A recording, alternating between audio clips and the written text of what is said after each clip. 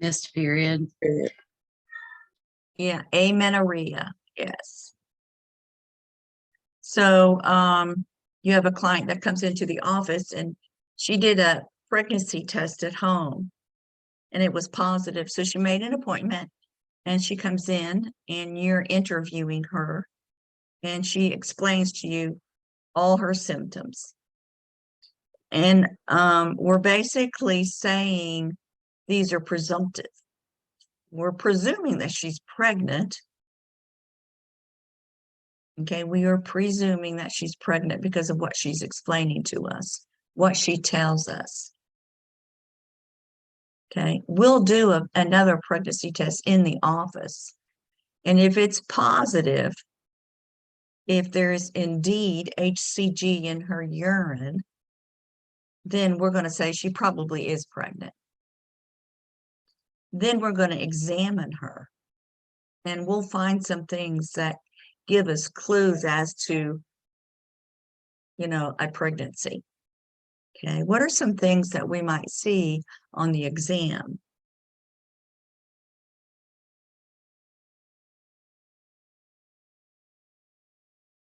Chadwick's. Okay. So Chadwick's, and what is Chadwick's?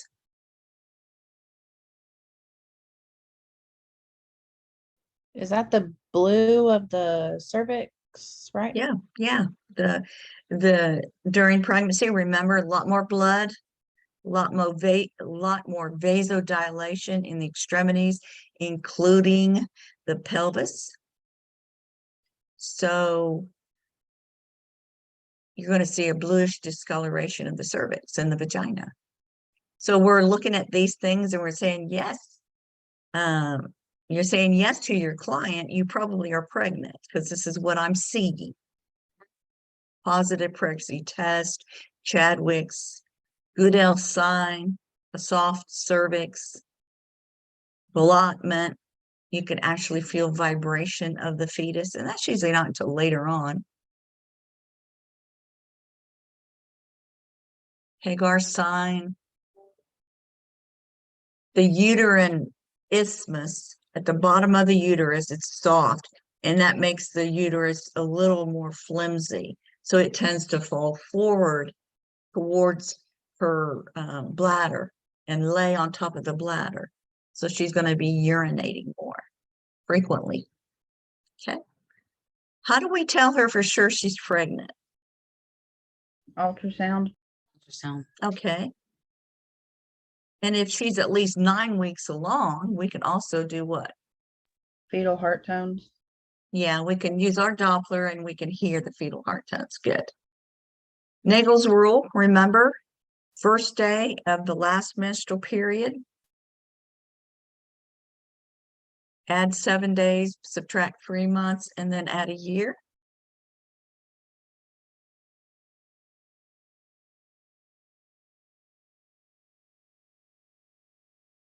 So review that.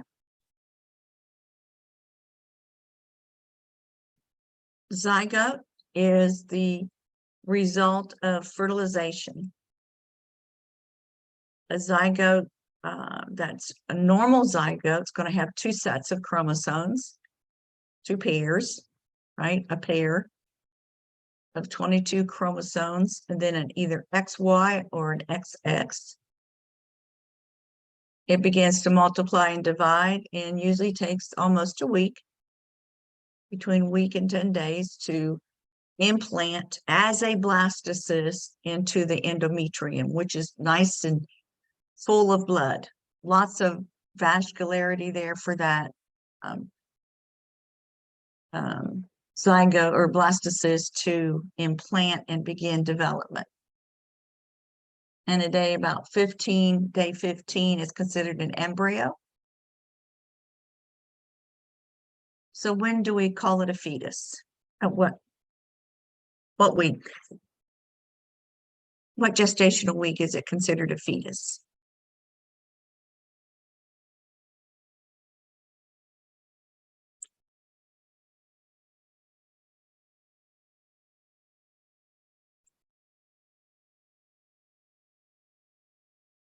We know that the heart begins to beat at week 3. We usually can't visualize an embryo on an ultrasound much before 6 weeks. Okay. At 9 weeks, it's considered a fetus. Okay, 9 weeks, it's a fetus. So at that point, all the organs are in place. All the structures are in place.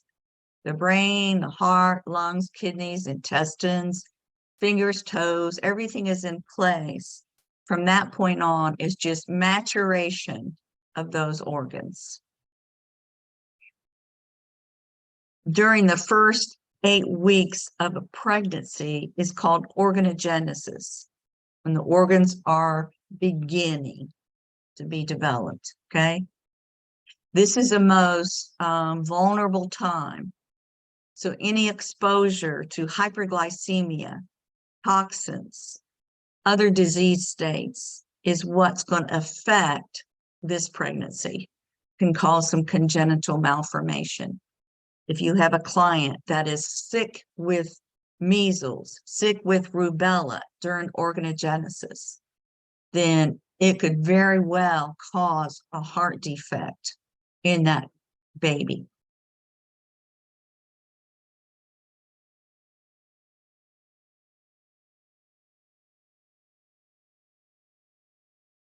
Okay.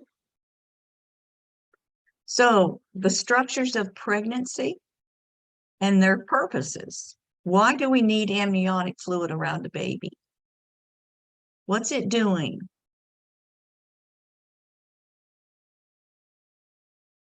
It protects the baby. Yeah. It protects it. It buffers the baby, kind of prevents, it's like a shock absorber. Okay. It maintains the temperature of the environment. Okay. It keeps that baby in that 98.80, 98.6 degrees environment. Okay. It allows the baby to move and the baby to grow.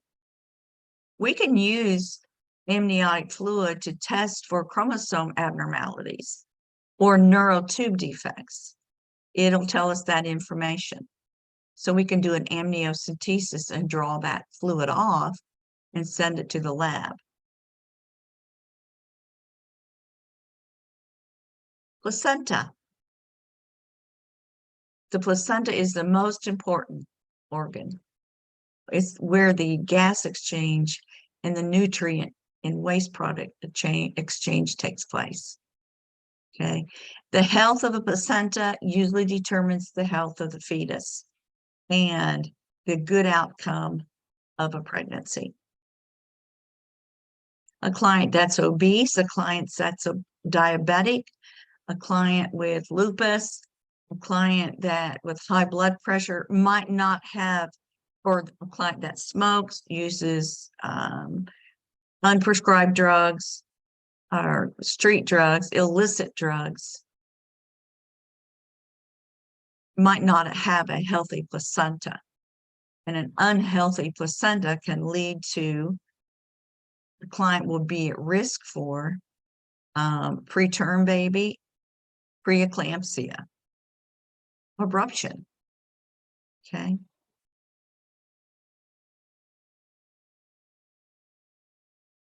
Placenta is not mature until 12 weeks. So prior to that, the corpus luteum provides progesterone. Once at 12 weeks or so, when the placenta is mature, not only does it provide exchange, it produces estrogen and progesterone for the baby, for the pregnancy and for the baby. Okay. So how does the exchange of oxygenated blood get to the fetus?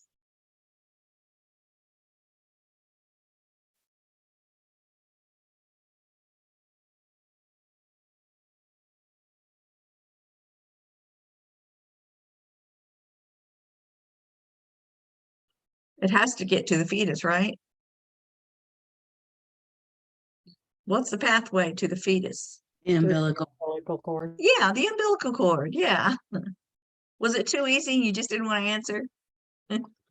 Yeah, the umbilical cord. Okay. Remember, Down syndrome is a trisomy. Okay. Down syndrome children have certain characteristics. Some cognitive challenges, as well as emotional challenges, judgment. Okay, so a lot of the adult ability to have good judgment.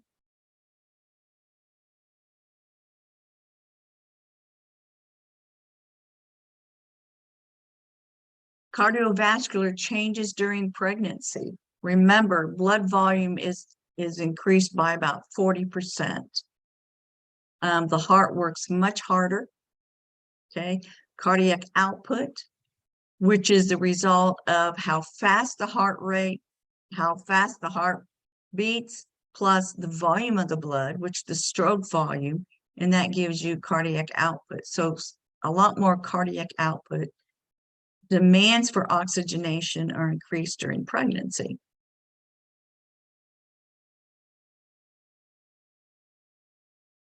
Okay, solutional anemia because of the plasma volume levels.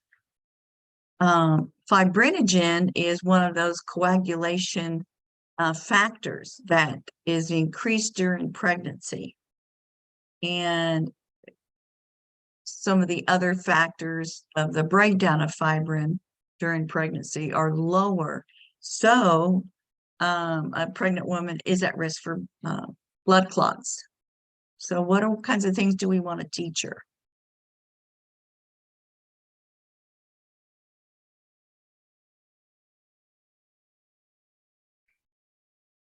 Pantyhose, don't wear them. Support with your footwear, stuff like that. Okay, yeah, the idea, keep the muscles moving, okay?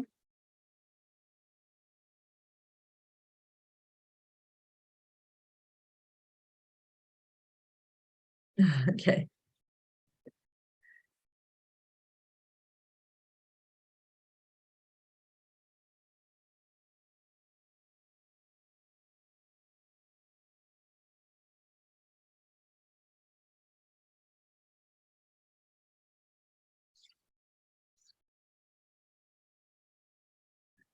Let's see, just a second.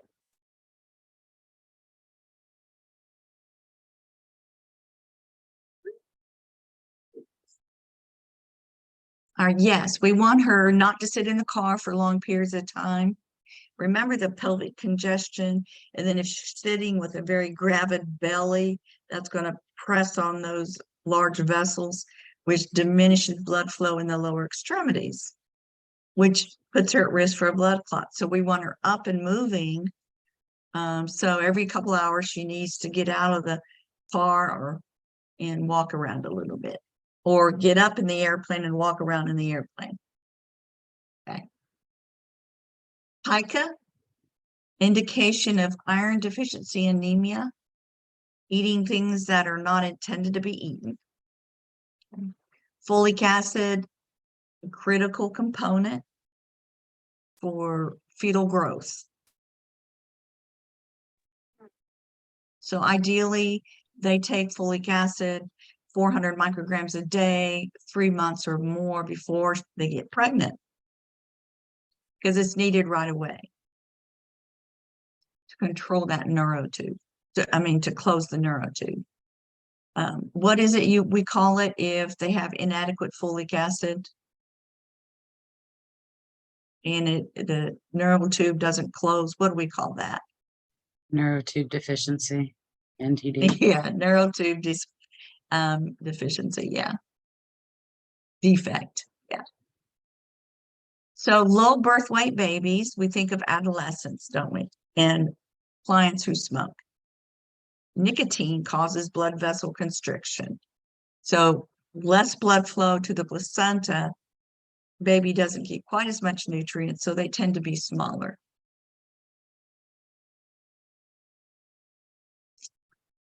Normal BMI, you need to know your normal range, 18.5 to 24.99. We often recommend 1 to 4 pound weight gain during the first trimester of pregnancy, and then 1 pound to 2 pounds weekly after that, starting at week 13.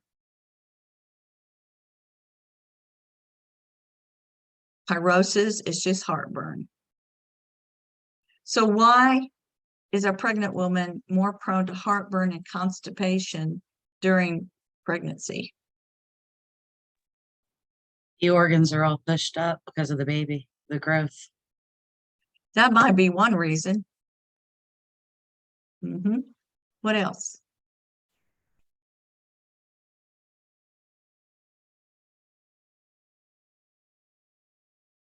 Doesn't peristalsis slow because of, is it progesterone? Okay, yeah, that's fine. Absolutely. Yeah, and it's on the screen too. So the gastric system, the GI system, gastric motility slows down during pregnancy. So nausea and vomiting, hyperemesis gravidarum, remember what that is?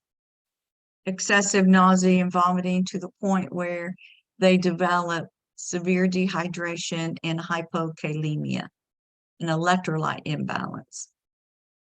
So we need to keep them in the hospital, replace their electrolytes, and rehydrate them.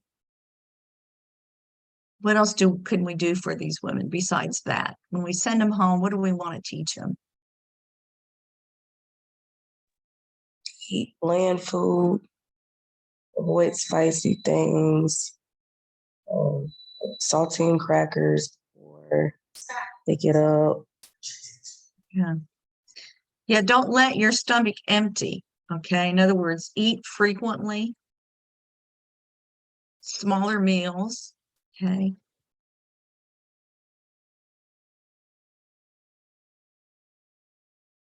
Ultrasounds in pregnancy. We do ultrasounds in pregnancies for so many reasons, okay?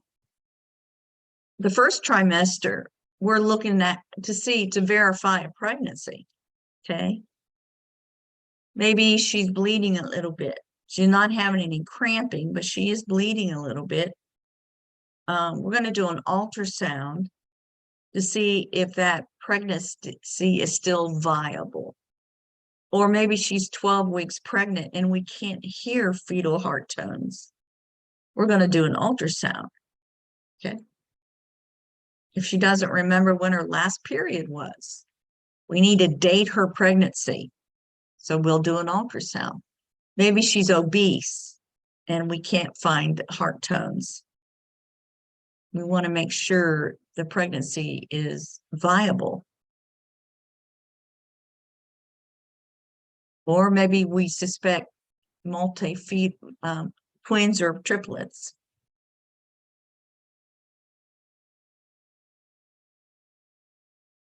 Did I tell you the story about my coworker that actually she wasn't a nurse, she was the ultrasonographer at our practice. She did all the ultrasounds and she got pregnant.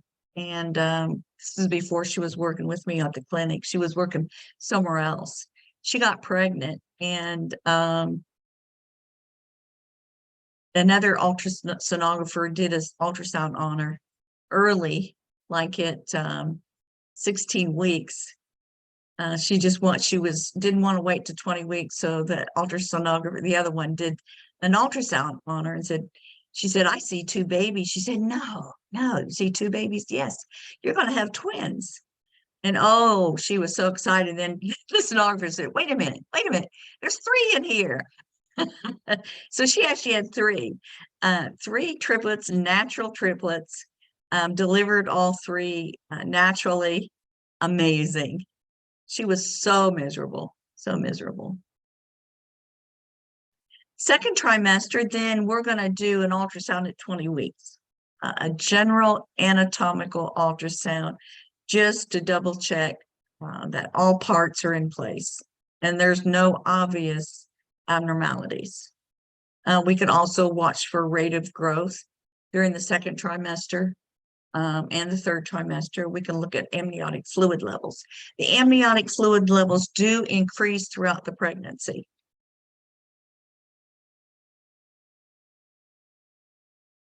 And then if she's high risk, we're going to add the ability to do a BPP. We're going to look more specifically at 4 different criteria.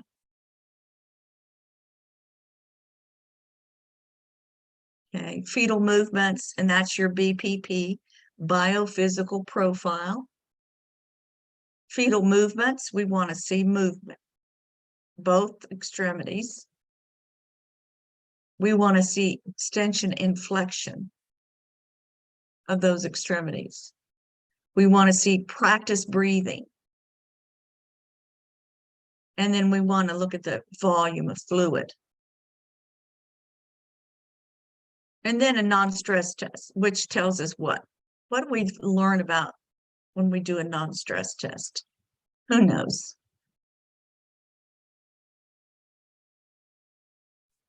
Is it the baby's heart rate during movement? Yes. And what should happen if the baby moves? What should we see on the monitor?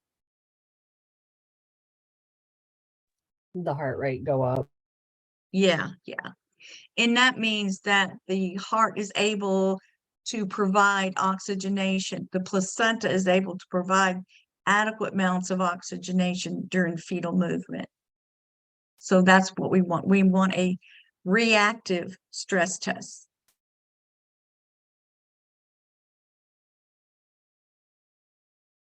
So 2 accelerations, 15 beats more per minute for 15 seconds. So we can do that. And then as she progresses in her pregnancy, we can do an ultrasound we can teach our mom fetal kick counts. If she's in that 35th week of pregnancy or later, and we're concerned about her baby, okay, maybe the baby's growth is below normal. We want her to be very aware of baby growth because if she's not feeling the baby move, we need to know right away.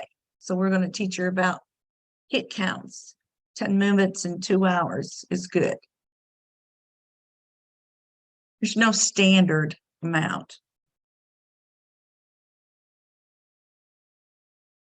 There's one other ultrasound that we can do during an invasive procedure. Do you know what that is?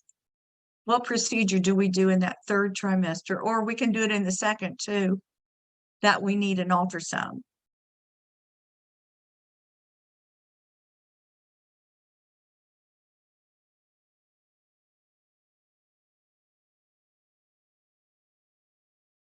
Amniocentesis, right? Amniocentesis. So during an amniocentesis, we need the ultrasound machine so we can see where we are injecting. Okay, so why would we do an amniocentesis in the 2nd trimester?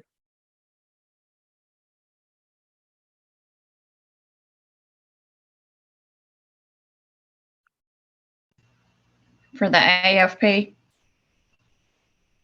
Okay, yeah, so chromosomal information. Yep.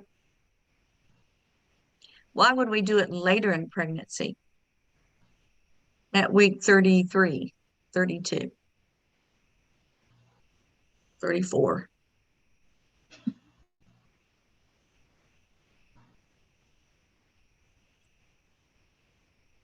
Is it because it's invasive? Yeah, it is invasive. Why would we do an amniocentesis?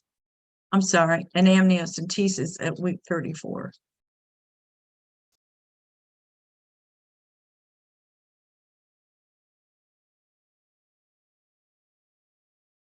Does anybody remember? Is that for the lung maturity? Yeah, yes. Lung maturity. Determining the LS ratio that's in the amniotic fluid. Remember, it's supposed to be 2 to 1, which tells us there should be sufficient surfactant for the baby to be able to exchange oxygen in the alveoli. Okay. The 5 Ps. When you learned about the 5 Ps in week 3 of this order, I told you that we would continue to talk about them, and it was really important that you grasp them. Because when we started talking about labor dysfunction or labor dystocia, it was about the 5 Ps, okay? What affects pregnancy? What affects the progression of labor, I should say, okay? The passenger, you know, the size of the passenger, the lie, the position, the presentation of the passenger affects labor. The passageway, if it's narrow, if mother's anatomy is such that it slows down labor.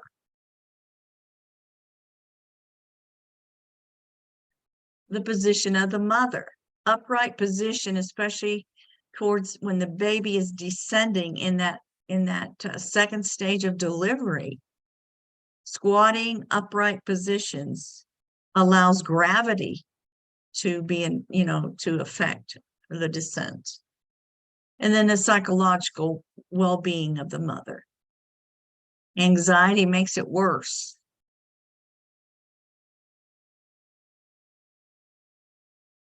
What's true labor? How do you know your client is in labor? The contractions are making a change in the cervix. Okay. And they're regular. Okay, good. So signs of preceding labor, in other words, she's probably going to go into labor within the next week. It's urinary frequency. The cervix might already begin to dilate. Okay, lightening, the baby drops down, some weight loss, surge of energy, or nesting, it's called. And remember that the onset of pregnancy or the onset of labor, the hormones drop. Okay, estrogen and progesterone begin to drop.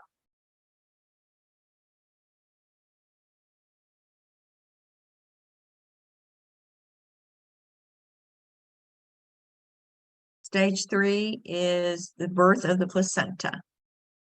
So we want a few contractions to release that placenta. We want that placenta to be firm during that 3rd stage because it's contracting to release it and to pinch off the blood vessels of the uterus. And then stage 4 is postpartum. What is your number 1 assessment during the postpartum period? To check for hemorrhaging. Fundus. The fundus, yeah, checking for hemorrhaging, checking for a boggy uterus. Look, where's the location of the fundus? What's your observation? Location, is it deviated? Is it above the umbilicus? Is it below? Where should it be postpartum? That first couple hours, where should it be?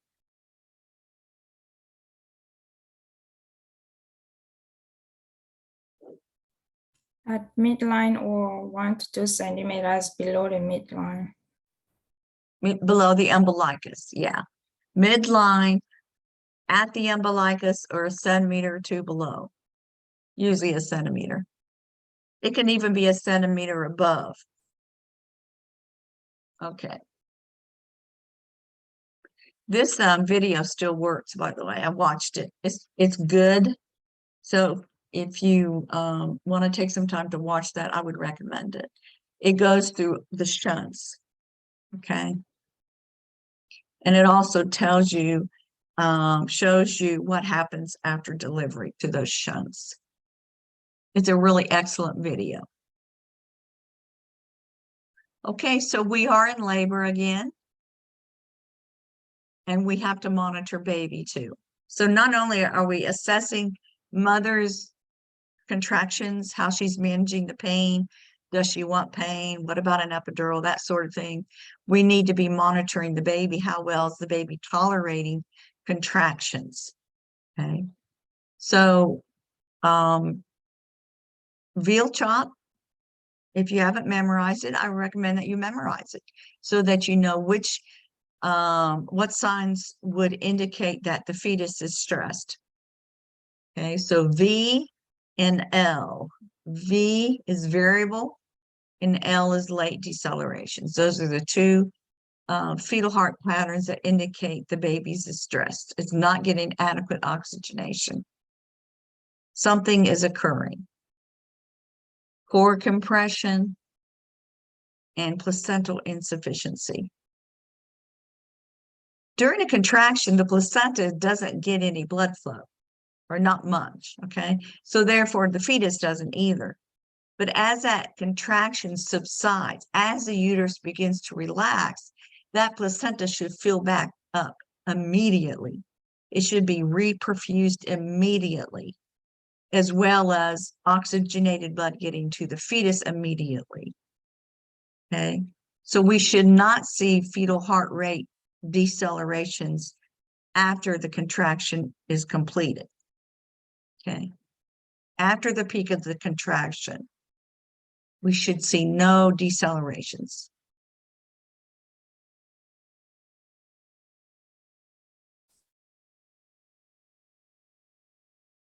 All right, so let's talk a little bit about epidural anesthesia. What is epidural anesthesia and why do we use it during pregnancy?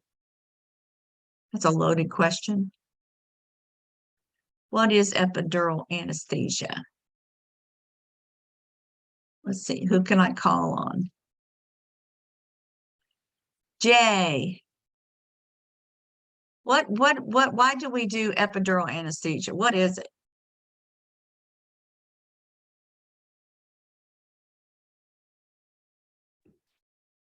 It helps with pain, for sure. Okay, it's neuroaxial pain management. Yeah. So it blocks the pain sensation. Okay. We can still have good contractions. It might slow them down a little bit, but usually they're still efficient. Okay. She should still be able to move a little bit. Okay. She doesn't know when her bladder's full though, because she doesn't feel that sensation.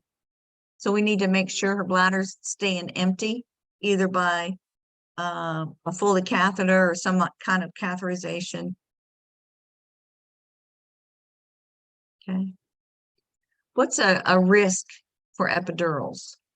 What can happen? Hypotension. Okay. Blood pressure usually drops, yes, because it causes vasodilation of blood vessels at the point of insertion and down, distally.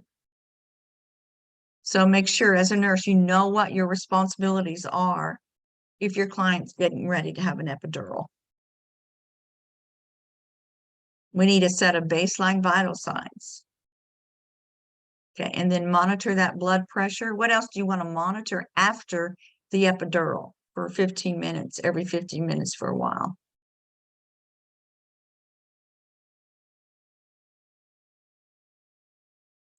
Fetal heart rate.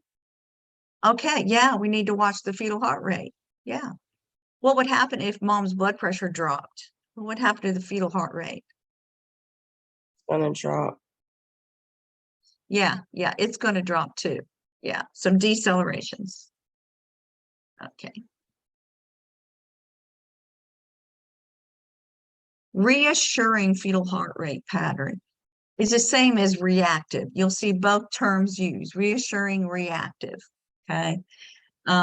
Means that the baby has accelerations. You can see some normal accelerations on the pattern, on the strip.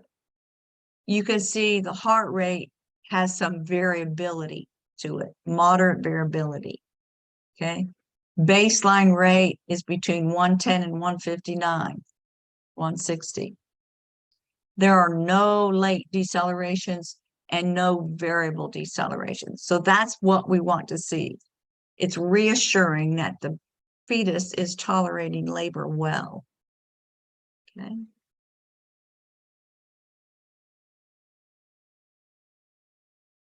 But what if it isn't? What do we do? If mom has uterine tachysystole, if her contractions are very frequent, more than 5 and 10 minutes, if she's having 8 and 10 minutes, uterus is not resting, doesn't have enough time to rest between contractions. So it's got reduced blood flow, and that reduces the blood flow to the fetus, causing an accumulation of hypoxia or a prolonged deceleration. Causes hypoxia. Low oxygenation in the tissues. Okay. So stop the Pitocin. If mom is receiving any kind of uterine stimulant, stop it. Change her position. Lateral position. Give her some oxygen. Face mask, non-rebreather, so we get 100% in. IV fluid bolus. And then if she has low blood pressure, treat the underlying cause. She might have lost some blood, like an abruption. You would see prolonged deceleration and then loss of a fetal heart rate. You can give a tocolytic medication too to stop the contractions. Anybody remember the name of one tocolytic medication? What's the tocolytic we can use? It's an intramuscular injection. Terbutaline? Terbutaline, yes, terbutaline.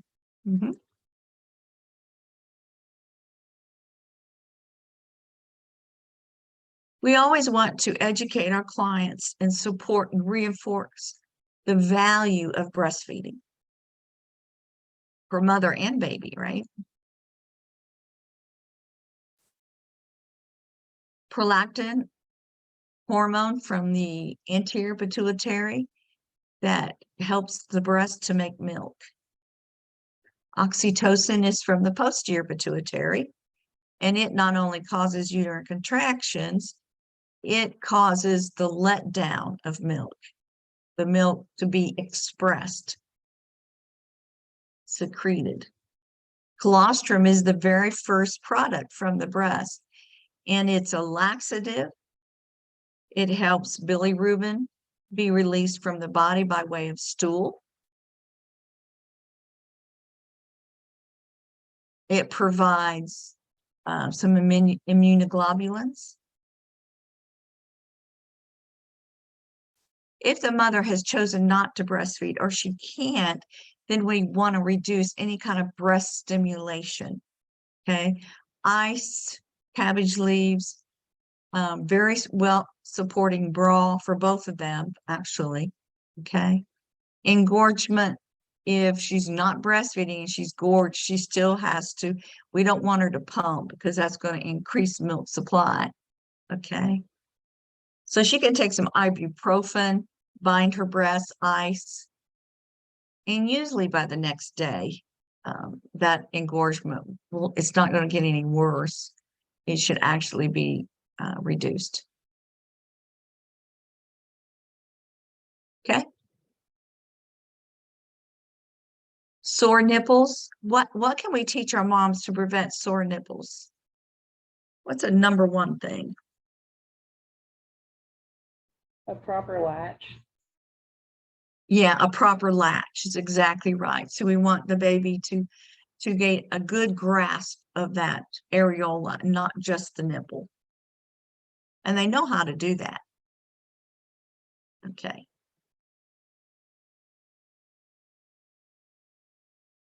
Hannah, are you there somewhere? I see your books. I don't see you.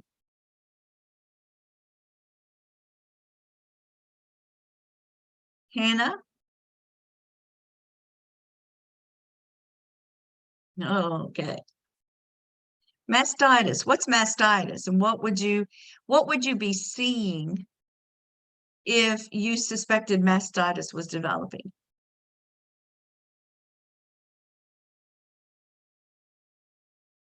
Redness of the Francis. breast. Tenderness of the breast? Yes. Okay. What else, Rachel? Heat,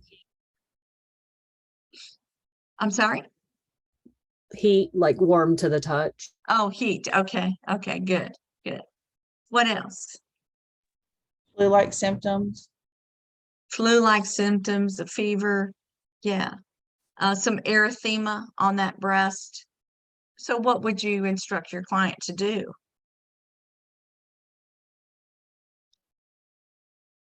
Keep breastfeeding every few hours. Okay, yeah, we want her to And then continue to antibiotics. antibiotics, warm Breastfeed or- compresses. Oh, yes, and breastfeed or pump until breast is empty. Yes, good. Until breast is empty is really important because that will help reduce the pressure and help prevent the clotting of the milk ducts. So postpartum uterus, once again, our priority is assessing where the fundus is and the firmness of the fundus. Okay. Usually right after birth, the delivery is right there at that umbilicus in the picture. Every day, every 24 hours, I should say, 1 centimeter of involution. Every 24 hours, 1 centimeter of involution. Subinvolution means it's not regressing. It's not involuting. Inversion means the uterus actually turned the wrong side out, and that's an emergency.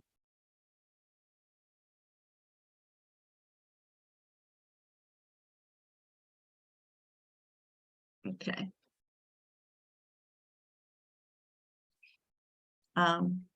Remember, usually a boggy uterus is the #1 cause of postpartum hemorrhage. And what causes that is a full bladder. Okay, so making sure we're telling our clients we need to keep your bladder empty after the baby's born. So we want her to get up every couple hours and void. And we might have to remind her, especially if she had an epidural, any kind of neuraxial analgesia is going to reduce the sensation that she has to urinate. Okay. How do we prevent urinary tract infections? We got to teach it to our client. So what would you say to them? Her.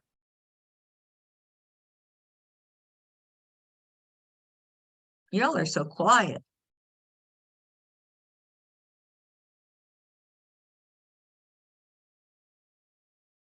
Hand Francis. hygiene.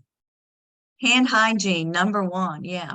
Renee, how would you teach your client about urinary tract infections? Not to hold their bladder. Good. Yeah. Keep it empty. You know, go to the bathroom frequently. Hand hygiene. What else? You would use a peri bottle. Okay, peri bottle. And that helps keep the area clean. Good. Wiping from front to back. Changing Staying the pad hydrated. every time she gets up. Yes? Staying hydrated. Staying hydrated, drinking fluids. Yes. And we promote elimination of bowels the same way, right? Movement, get up and move around, increase fluids, because she's at risk for constipation. We don't use any kind of rectal suppository on anyone that had a perineal laceration or an episiotomy.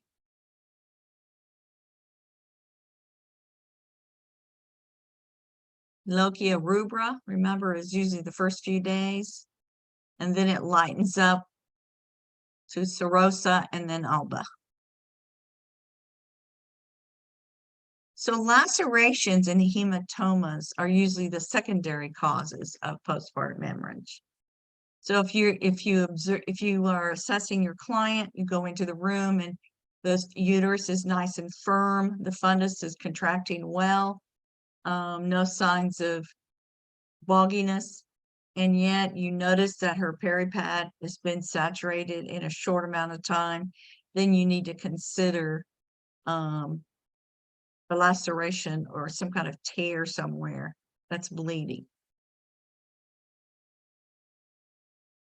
What's usually the number one patient complaint with vulvar hematomas? Pain. Pain, yeah, because of the pressure of the blood that's collecting in that hematoma.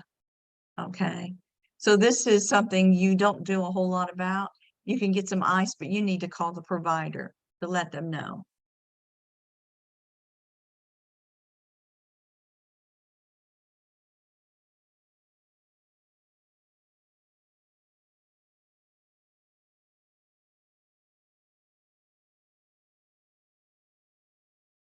So diabetes, high risk diabetic client, we want their blood glucose to be in control when they get pregnant, before they get pregnant, okay? Because we want to avoid any first trimester congenital anomalies. Okay, so we want her to be euglycemic before she even gets pregnant. And then we want to make sure she understands how important it is to have strict control of her glucose during her pregnancy to prevent all the potential complications during the pregnancy. During the pregnancy, during labor, and postpartum complications. Okay, hyperglycemia. So what are some things we're concerned about during late pregnancy with hyperglycemia? What are some things that could occur during late pregnancy?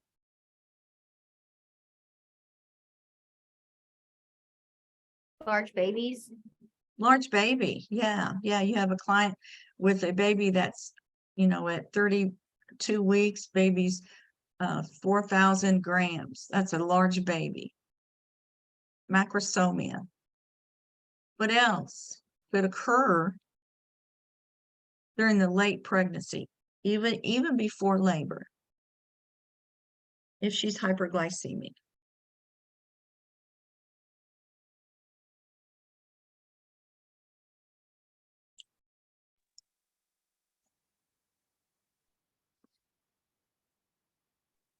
All of the usual complications of high blood sugar. Like what? Yeah. I mean, they're going to be irritated, kind of hyperactive. You're going to have just the usual damage from high blood sugar, altered mental status. Okay.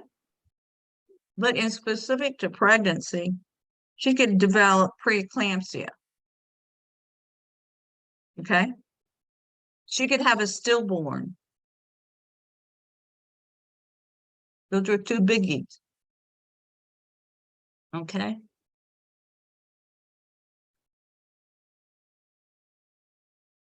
So during labor then, labor dystocia because of a large baby, injury to baby, injury to mother,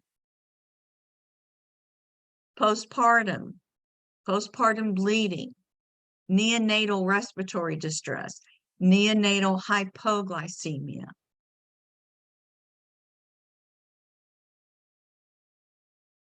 Remember the difference between chronic high blood pressure and gestational. When is gestational high blood pressure diagnosed? After 20 weeks. After 20 weeks.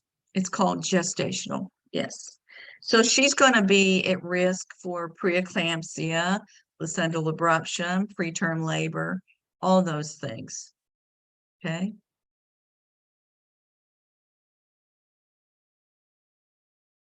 What's eclampsia?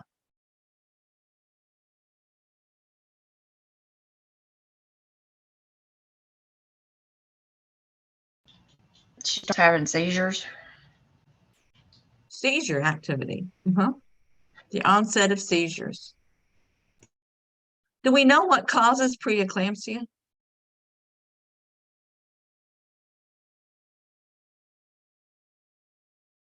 Not exactly. We have some ideas, but we do know the clients that are at risk, family history, if they had it before, if they're a diabetic, high blood pressure.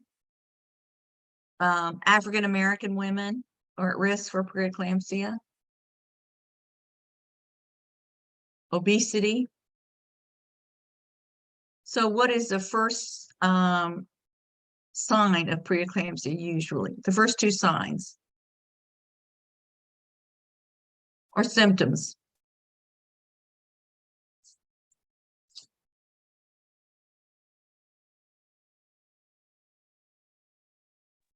Is it edema?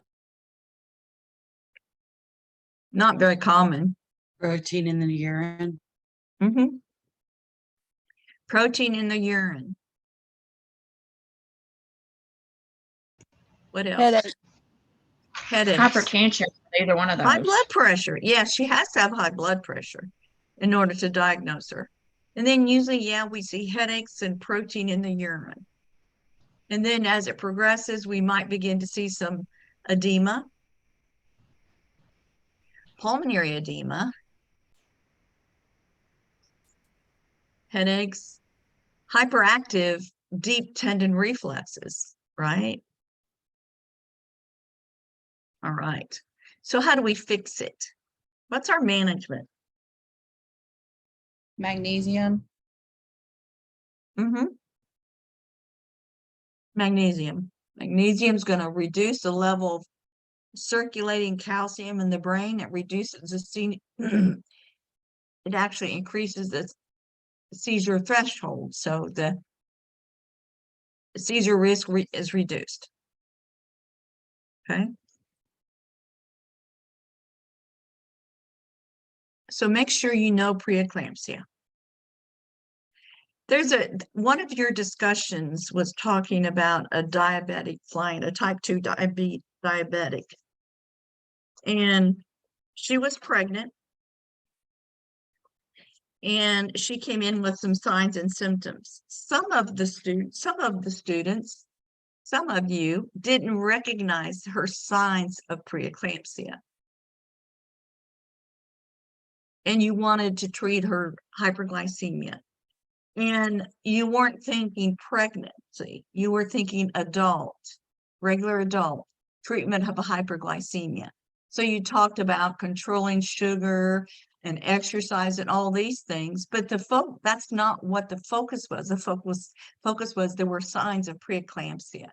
So that was to be your focus. And we don't use A1C during pregnancy to monitor blood glucose. It doesn't tell us real-time blood glucose.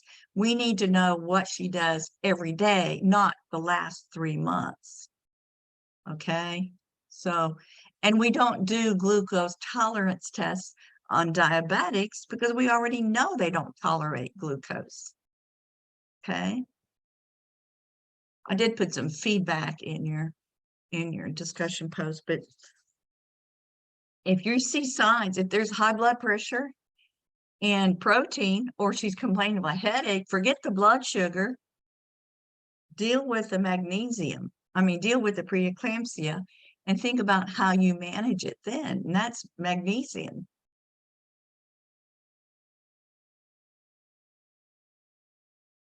So HELP syndrome is a form of severe preeclampsia. When you see signs and symptoms of liver injury. So hemolysis, which is the breakdown of red blood cells, bleeding, okay, low platelets, elevated liver enzymes. That's HELP syndrome. We treat the same way. We're already treating with magnesium. We might have to support her by giving her some cryoprecipitate if she has a lot of blood loss, or some platelets. She's also, if she has HELP syndrome, she also might have liver pain. Okay, that's the epigastric or right upper quadrant pain with HELP syndrome. And then DIC. When do we usually associate the occurrence of DIC in pregnancy? When is it we usually see DIC, or if we see it, what's usually occurring that causes DIC?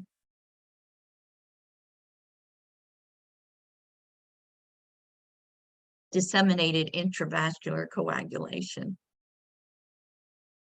What's usually occurring? Wouldn't it be like placental abruption or like HELP syndrome or something like that? Or dead fetus syndrome? Her baby has died and there's an infection, a sepsis developing. Because you'll see that in a regular adult. Sepsis might become DIC. Okay. Everybody understand that? Okay. Okay, this is a preeclampsia that you can read through. Hemorrhagic disorders, things that cause bleeding during pregnancy, sometimes cervical incompetence, or a cervix that cannot contain the fetus. We do a cerclage early. Molar pregnancy, ectopic pregnancy. What are some symptoms of an ectopic pregnancy? What would a client present with? Ectopic. What would a client present with? Extreme pain. Pain. Yeah, pelvic pain. Pelvic pain. Low pelvic pain on the right or on the left. Depends where the pregnancy is.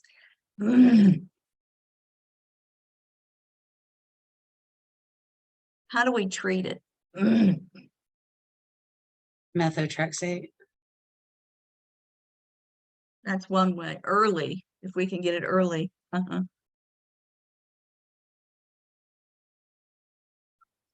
Mifeprostone and then misoprostol. Surgery.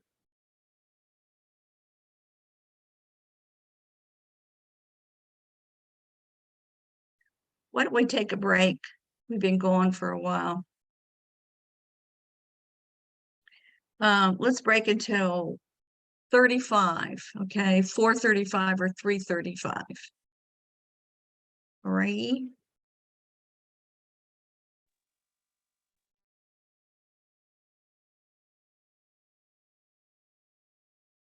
Obviously, I was outside. Glasses are dark now. Okay. Anybody have any questions about anything?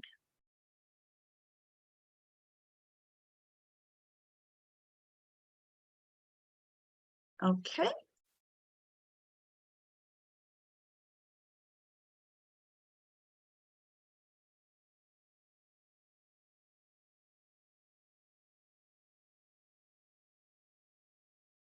So we were on talking about spontaneous abort. Well, we were talking about ectopic pregnancies.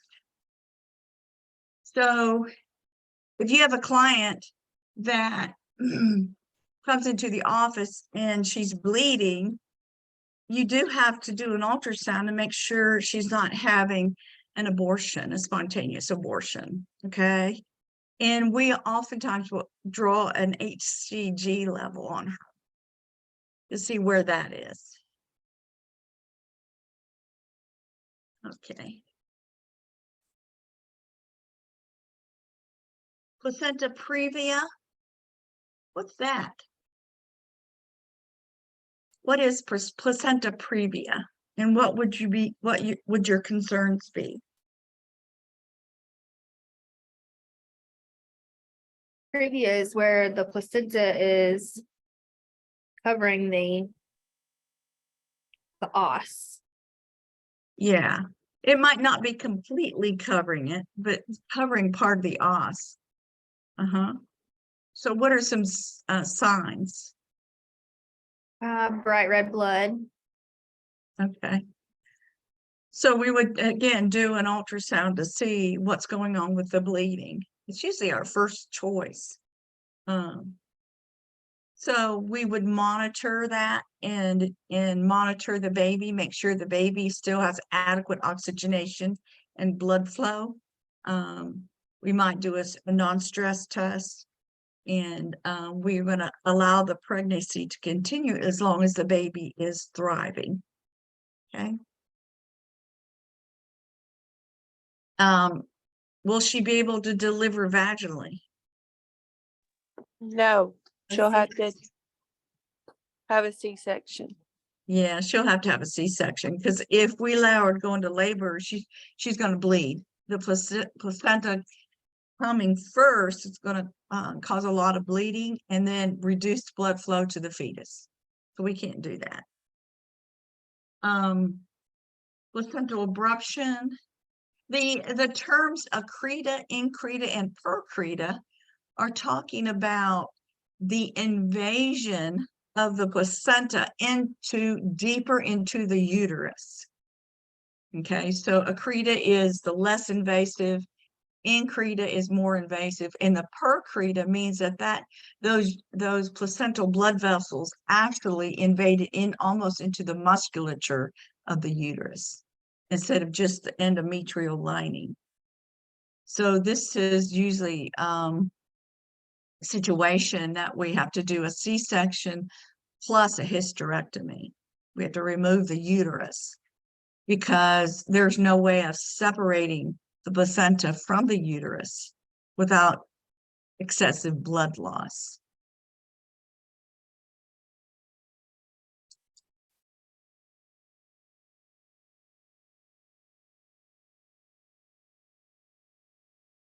Okay, placental abruption. When the placenta pulls away abruptly, you know, it's a trauma situation usually, or the use of cocaine. And when that communication between the placenta and the uterus is suddenly dislodged, you're going to have bleeding from uterine arteries plus backflow bleeding from the placenta. So massive blood loss, and baby will actually have developed hypoxia in a short amount of time. So in this situation, we need to do emergency C-section. Okay. Sometimes this is caused by trauma, sometimes by cocaine. Sometimes we don't know. Okay. It can also be just a little bit of a loss. It could be just a little bit of the placenta that pulls away from the uterus.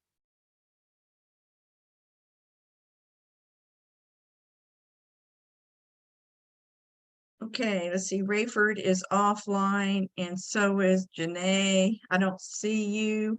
You're supposed to be on camera. There she is. She's coming back. I had to get my Sorry, I gotta charger. put it back on. Okay, all right. All right. Yeah, I had to get my Thank you charger. very much. All right.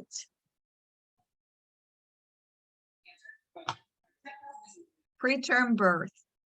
You do need to know the symptoms that a client would experience for preterm birth. This is birth before what week? 37 weeks. Yeah, before 37 weeks. Okay, and after 20 weeks. What do we call preterm? What do we call birth before 20 weeks? Abortion.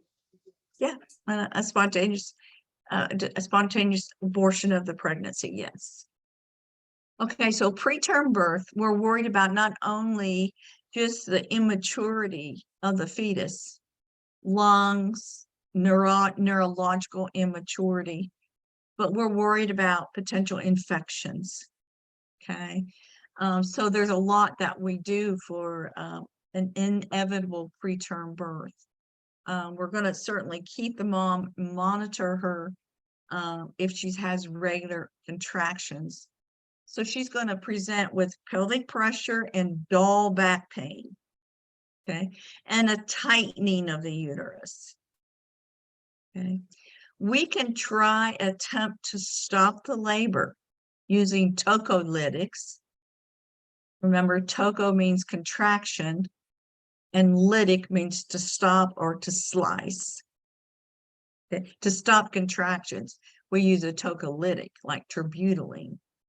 We can also, if it's she's not having regular contractions, but she's just having the symptoms, and it depends on the situation. If her membranes are still intact, we can just put her on something to help the uterus relax a little bit, like nifedipine or indomethacin, and send her home. Okay, but we could also keep her and give her some terbutaline to see if we can stop the contractions. But if she has membranes that are ruptured, then we need to be more, do more of an expectant management, where we're going to give her some antibiotics to prevent an infection, give her some betamethasone for the fetus, right? The fetus, what will that do for the fetus? The lungs. It'll stimulate the production of surfactant. Okay. And then we're going to give her magnesium, and that helps improve the perfusion of the fetal brain. So that's expectant management of preterm labor, inevitable preterm labor. A lot of times, what causes preterm labor is an infection. Okay. So if the membranes have ruptured and it's been more than 24 hours, then there's a high risk of infection, because once those membranes are pulled away from the fetus, then it's exposure to whatever bacteria or fungus is in the vagina. Okay. So another risk associated with loss of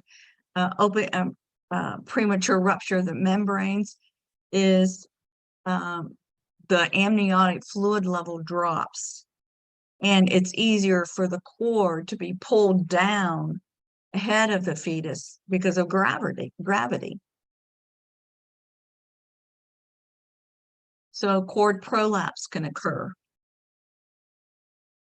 Chorioamnionitis is what we call the infection in the amniotic fluid and the membrane itself.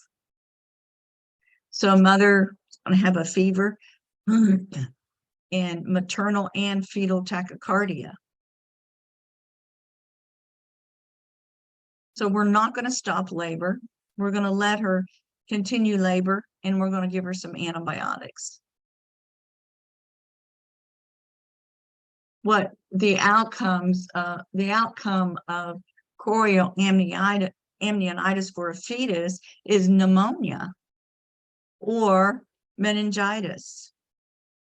For the mother, it could be the development of endometritis.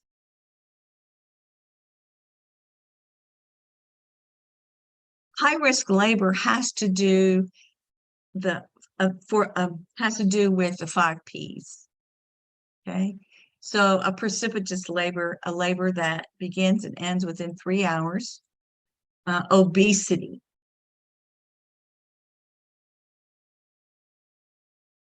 Induction of labor using oxytocin.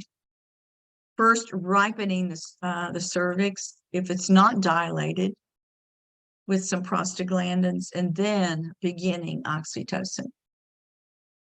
We can also enhance labor by rupturing the membranes artificially.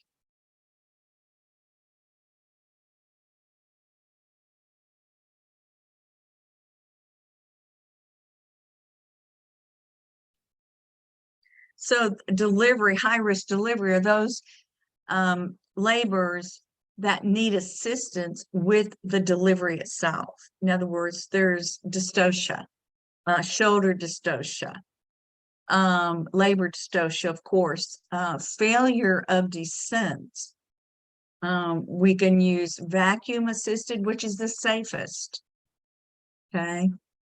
They could develop lacerations, birth injuries, kaput, certainly, from a vacuum assisted, hematomas, forceps. What are some things that can happen with the use of forceps for fetal rotation before delivery?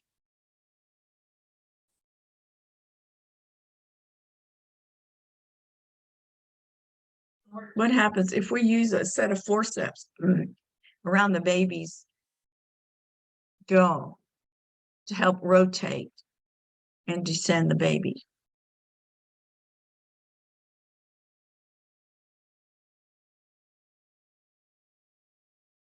Would What that could be the happen with- nerve damage and the palsies? Yeah, the palsy. So the facial palsy, because the facial nerve travels down right behind the ear, you know, right on top and down. So it innervates, the facial nerve is the motor nerve for the face. So if you damage one side or the other, it could actually cause a paralysis. It's usually temporary. Okay. Lacerations, hematomas. Okay. And then cesarean deliveries. We talked about incretas. We talked about previous needing to do cesarean delivery. We do cesarean deliveries if she's had cesareans in the past. We'll do a cesarean delivery if we know the baby's too large, a diabetic with a large baby.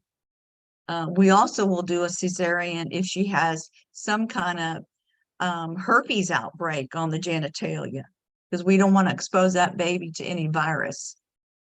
Okay. So what are the risks associated with C-sections?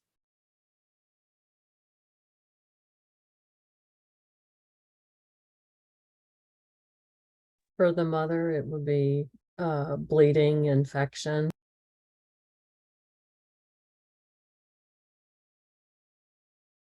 Blood clots.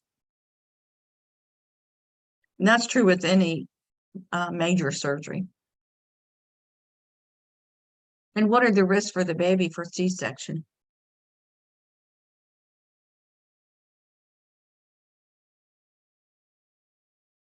Respiratory distress syndrome. Okay, so transient tachypnea, retained fluid in the lungs because of a C-section. Remember, during vaginal delivery, the chest is compressed, which helps get rid of a lot of the fluid. But during a C-section, there's not that opportunity. So they might have some transient tachypnea.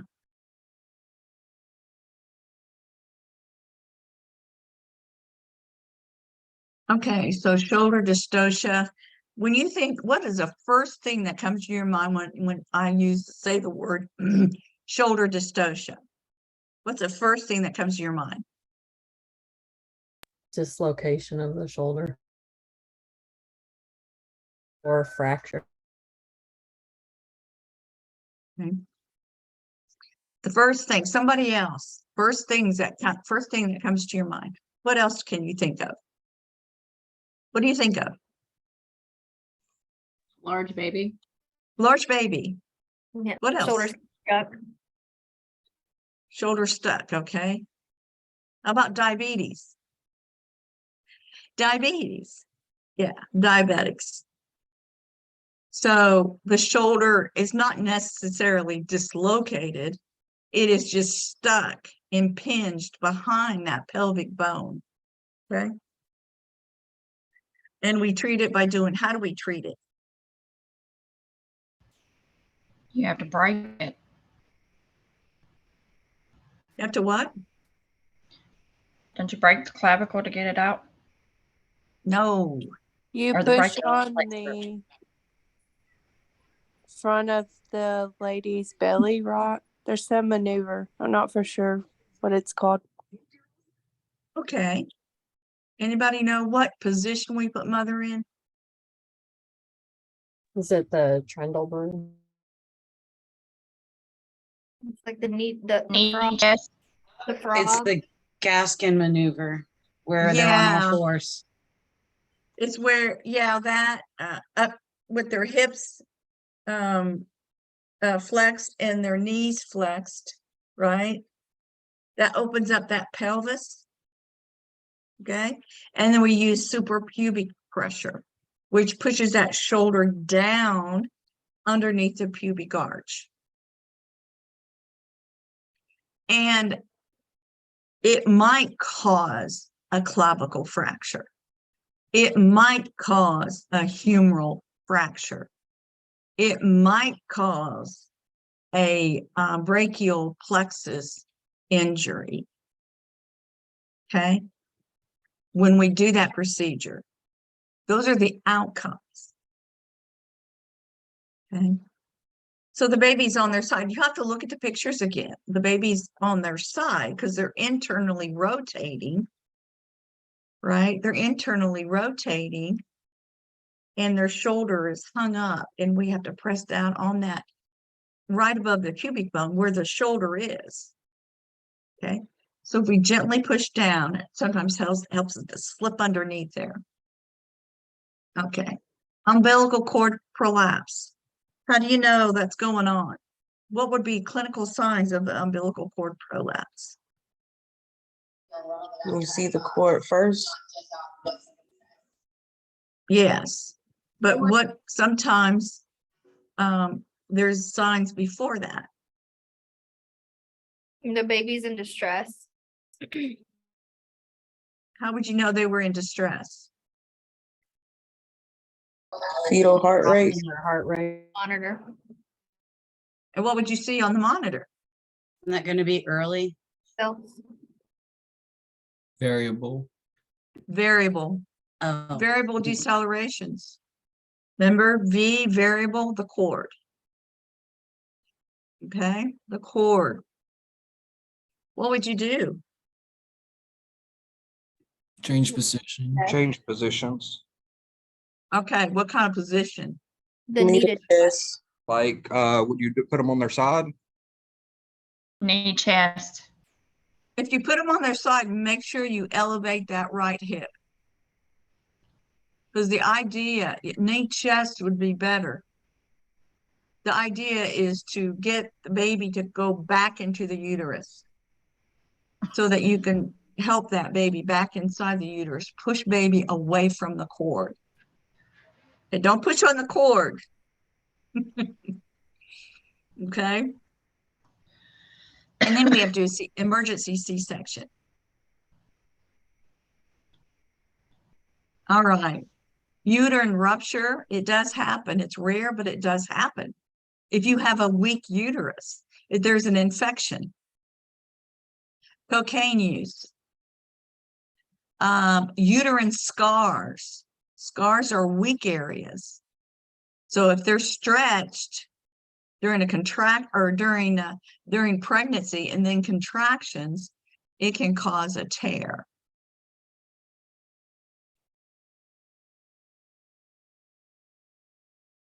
So what would you see on the monitor if the uterus ruptured? What are some clinical signs? Mother and baby.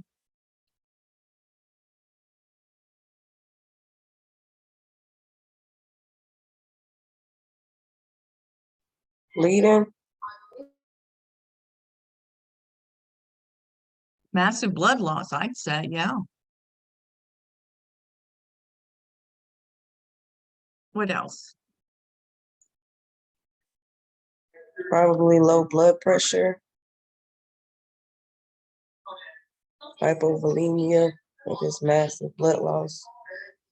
Okay. What else? What would be one of the very first things? She's gonna be having some severe abdominal pain. Yeah, she's gonna hurt. I mean, she's gonna scream out loud.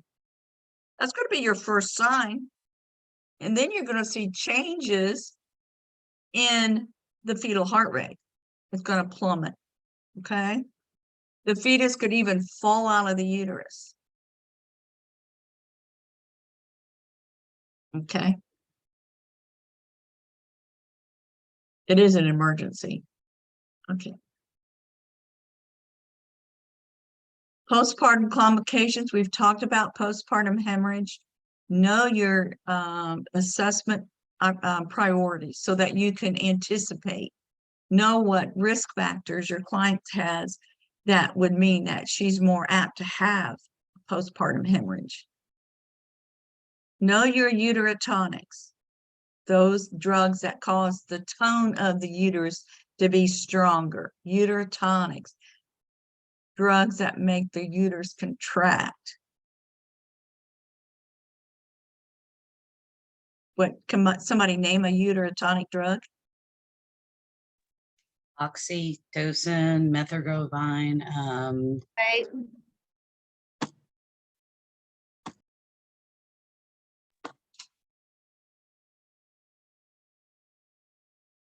Prostaglandins. Misoprostol. Misoprostol is a prostaglandin, yes. We give a larger dose. Okay, hemabate. Okay, good. So your priority in any client that's losing blood is to restore circulating volume. Your priority in any client that is losing blood is to get an IV started, a second IV started, so that you can restore volume by giving fluids. If you suspect blood loss, you're going to see tachycardia. You're going to get an IV started. And we need a second IV because blood, there has to be a designated IV site for blood only. Okay, because you can't give medications through that line if you're giving blood. So you need 2 lines, 2 IV sites. And preferably a larger gauge one for blood, at least a 20. 18 would even be better if you can do it. And of course, hemorrhagic shock, we're going to treat the cause. If it's uterine tear, we're going to do a C-section. Okay. So signs and symptoms: low blood pressure, high heart rate, cool and clammy, dizzy, increased respiratory rate. Those are late signs of hemorrhage. That's why, as nurses, we know the patients that are at risk for blood loss, post-op patients, bleeding disorders, okay, C-sections. A lot of times if you have a client with abdominal surgery and they say they're just not feeling good, and yet their vital signs look good, they just don't feel right, palpate that abdomen, make sure it's nice and soft. Okay, because an abdomen that's becoming firm could indicate internal bleeding. And you can catch it before it affects the blood pressure and the heart rate. So you would contact the provider in that situation. Here's a picture of DIC again, what it is. It's dissemination. If I were to give all my students an extra quiz, and I said, I want you to be prepared for this quiz. I'm going to give you the answers to the quiz. I'm going to disseminate those answers. That means I'm going to share them with everybody. Okay, to disseminate, that sort of thing. So disseminated coagulation. In other words, throughout the body, disseminated throughout the body, there are blood clots in every blood vessel. Okay, disseminated intravascular means inside the blood vessel, clots. Okay, it's all consuming. In other words, all the bleeding factors that are found in the blood are being used. And then the next step, what happens? The blood, it begins to bleed. So you know it's DIC because if we don't treat it, then that clotting begins to discolor, cause death of tissue. No more blood flow, so the tissue begins to die, and you see that in the extremities. And you will actually see in lab work the degradation of blood clots, fibrin split products, it's called. So we treat this like we would treat any hemorrhage. Okay, we're going to give oxygen and fluid, get another IV site started. And we probably will give platelets or fresh frozen plasma so we can replace the missing clotting factors.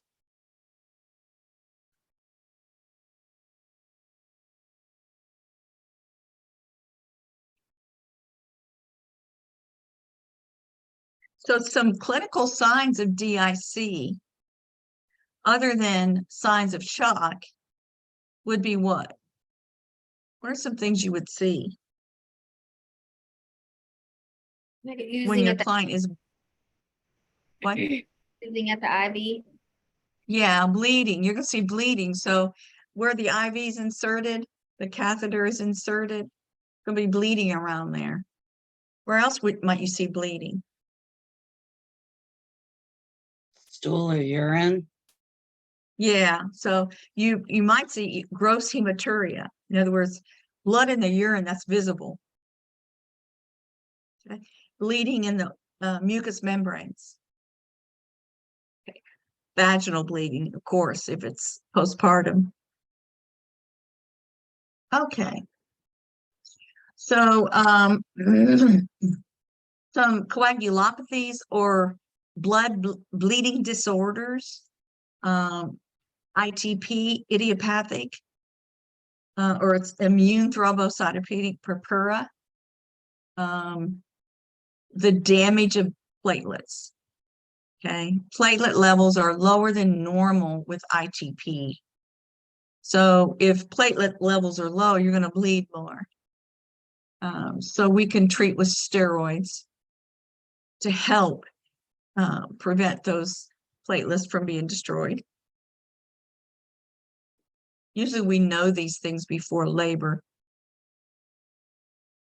And then factor 5 is another one you probably don't have to know.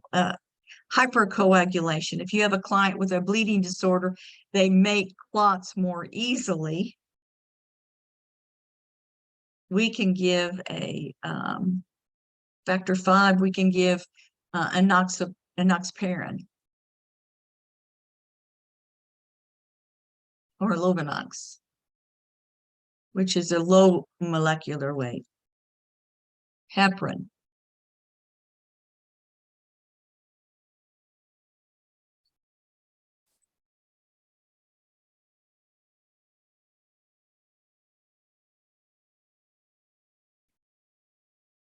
And then deep vein thrombosis, or more of a superficial or a pulmonary embolus. How do we treat DVTs?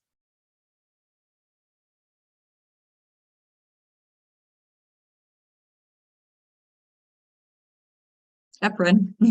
Okay.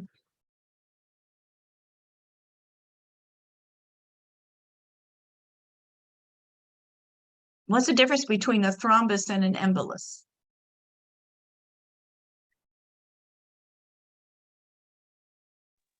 An embolus is stuck somewhere causing a stroke or a blockage. Okay, a thrombus is stationary. When a piece of a thrombus breaks loose, it's called an embolus. It's circulating and then it gets stuck, yes. And then it gets stuck because usually when it returns to the heart, it's the inferior vena cava or the superior vena cava. And then it blocks inside the pulmonary artery, yes. That would be a pulmonary embolus. Or, like you say, it could go to the heart vessel or to the brain. Okay, so the brain, it would be a stroke. Good. So heparin is based on a client's weight, okay, in kilograms. Okay, so we usually bolus. First, we're going to give it all at once, a bolus.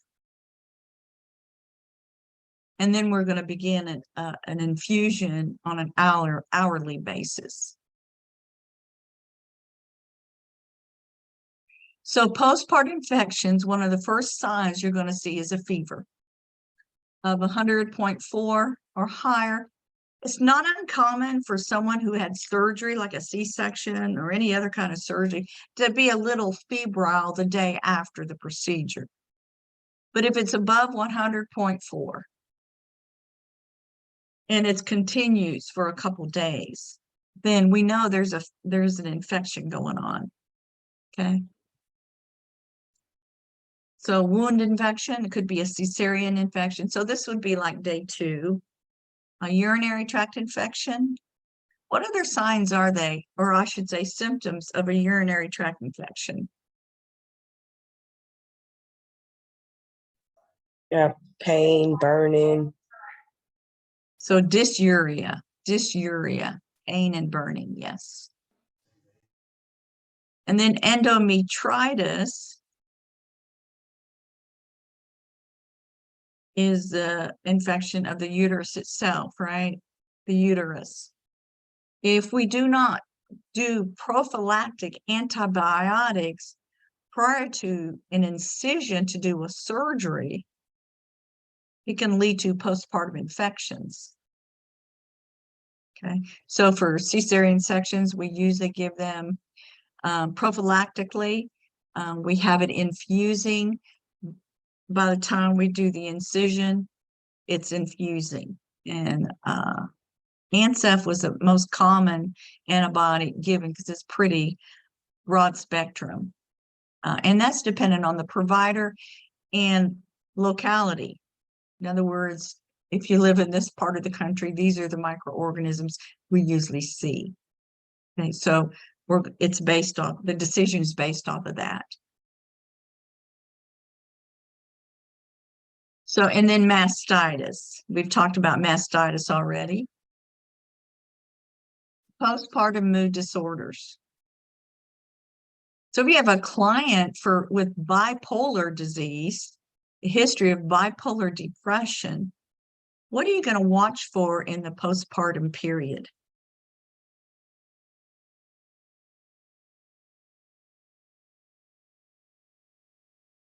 What are they at risk for? Actively shields the enamel to defend against erosion. I think that this product is a game changer. Depression. Introducing dominoes. Okay, somebody's got something else turned on. Who's got a TV or something on? Okay. No. Yeah, well, they have bipolar depression. What are we most concerned about in postpartum period? Yeah, postpartum Suicide. psychosis. Well, psychosis. Okay, psychosis is what usually women who have psychosis in the postpartum is because they have a history of bipolar disease. Okay, especially if they've not been compliant about medications. Okay. So remember what psychosis is: bizarre behavior, delusional hallucinations, just impulsive. And remember that suicidal ideation, infanticidal or homicidal ideations can occur even in just depression. Okay, they can occur in both. They just major depression and psychosis.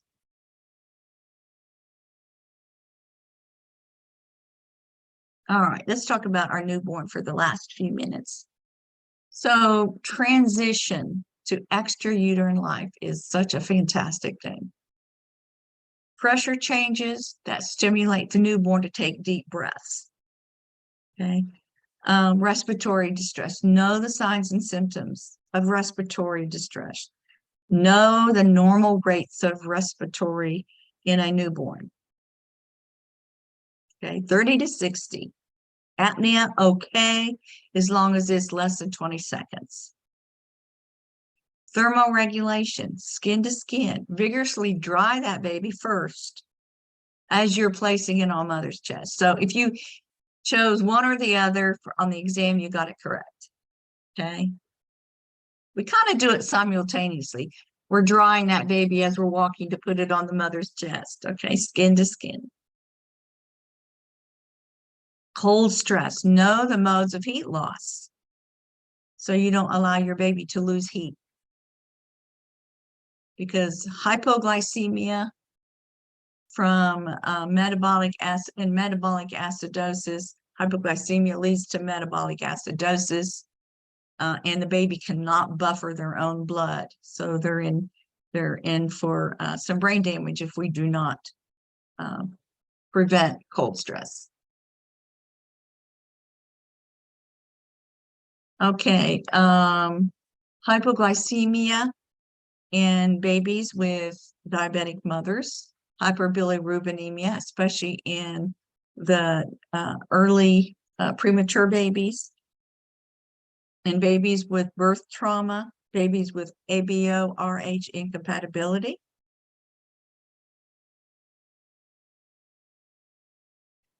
What's the difference between pathologic and physiologic jaundice as far as time? Pathologic occurs before 24 hours and physiologic occurs after 24 hours. Okay, so what's pathologic caused by?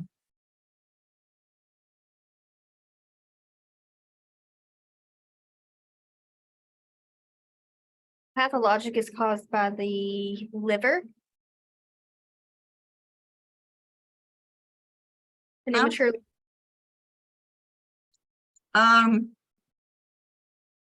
Or did I get Yeah, them? but all of it's caused by immaturity of the liver.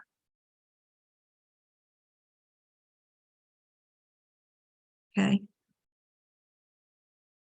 Okay, physiologic and pathologic are both, we see immaturity of the liver, but pathologic are those babies that have been experiencing anemia during the pregnancy because of blood incompatibility or RH type incompatibility.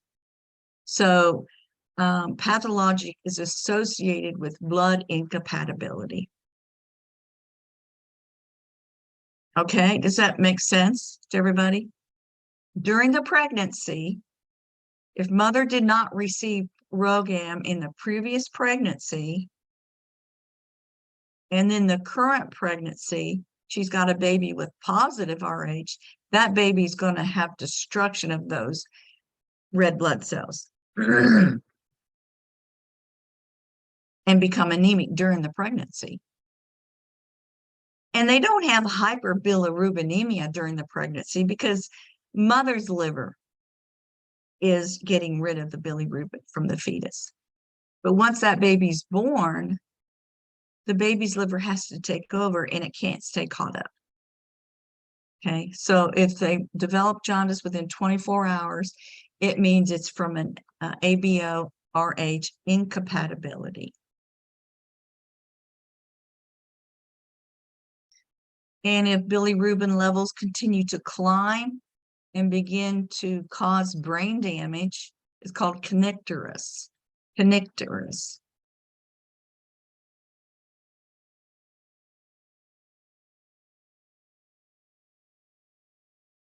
So we treat bilirubin levels, try to get them to conjugate by ultraviolet light, sunlight, breastfeeding, feeding.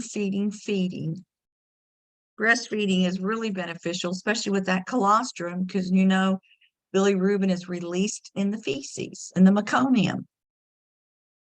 So colostrum will help that.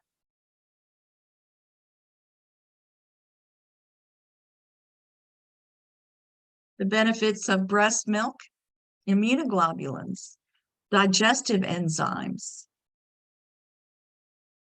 It helps prevent that newborn from developing some autoimmune diseases later in life, or even diabetes later in life.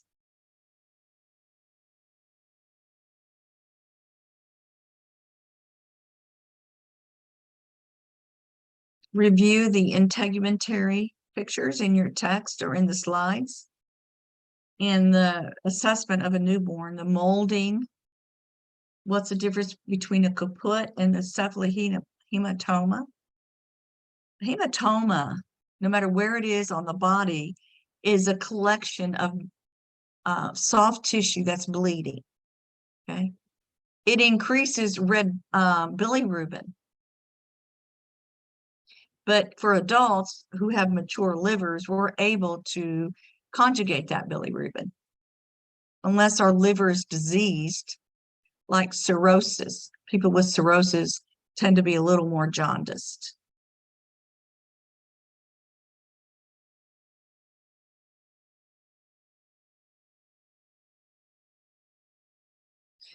Okay, newborn assessment, APGAR. You should know that by now.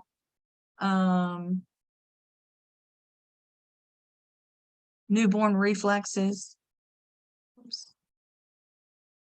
Venipuncture in the foot, the outer side, or the most lateral.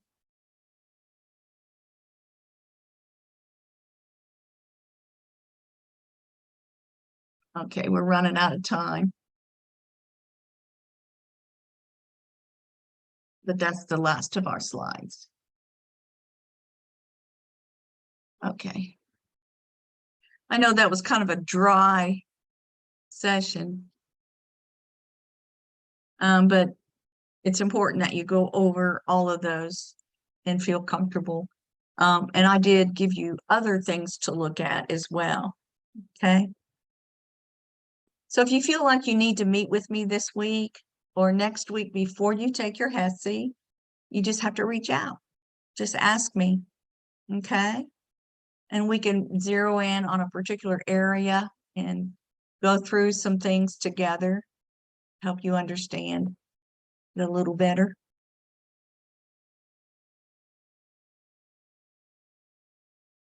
Okay.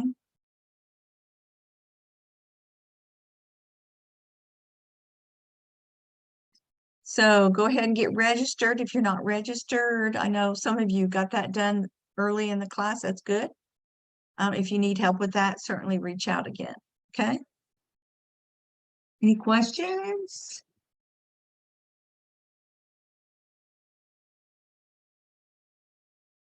No, you're quiet. Oh, I did Everybody have one worried? question. Is this video gonna be in the announcements? Yes. I'll put it in week of 10 announcements recording at the bottom.